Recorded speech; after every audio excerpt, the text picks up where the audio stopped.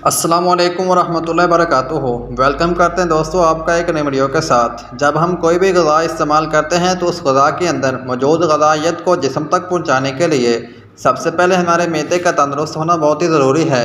मैदा ख़राब होने की सूरत में हमें गैस, कब्ज़, आंतों की सोजश, बवासीर, तेज़ाबियत, कोलेस्ट्रॉल, जिस्मानी कमज़ोरी, मैदे की जलन, मैदा और मसाना की गर्मी, चेहरे के दाग, धब्बे और दानों के अलावा ज़ुबान पर छालों की सूरत में ख़तरनाक अमराज का सामना करना पड़ सकता है।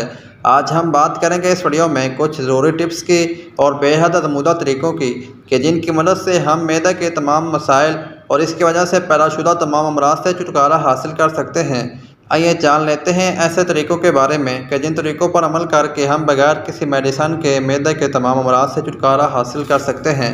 सबसे पहले आप ये बात याद रखें कि आपने खाना टाइम पर खाना है, नीम गर्म पानी का इस्तेमाल करना है और भूख से ज़्यादा नहीं खाना। खाने को अच्छी तरह से अगर आप चबा कर खाते हैं तो आप मैदे के मराज से बहुत जल्द छुटकारा हासिल कर सकते हैं। और आपने वर्जिश को लाजमी दिन में 1 मरतबा 2 मरतबा 10 से 15 मिनट तक आपने लाजमी इख्तियार करना है ताकि आपकी सेहत बहाल रहे। खाना खाने से पहले और बाद में नमक का इस्तेमाल करना भी सेहत के लिए बहुत ही ज़्यादा बेनिफिट्स का हामिल होता है। और इसके अलावा बार बार खाना खाने के फ़ौरन बाद पानी का इस्तेमाल करने, चाहे वो नहाने की सूरत में हो या पीने की सूरत में हो, दोनों तरह से हमारी सेहत के लिए नुकसानदा साबित हो सकता है। और इसके साथ साथ ऐसे अफराद जो कि खाना खाते ही बहुत जल्द सो जाते हैं या फिर रात को बहुत ही देर से सोते हैं, तो वो अफराद बहुत जल्द ही जिस्मानी कमज़ोरी, मैदा की कमज़ोरी के साथ साथ उम्र से बहुत जल्द ही बहुत ज़्यादा बड़े नज़र आने लगते हैं। अगर आप मेरी इन तमाम बातों का ख्याल रखते हैं जो मैंने आपको भी बताई हैं, तो आप बगैर किसी मेडिसन के बहुत से अमराज से काफ़ी हद तक महफूज रह सकते हैं।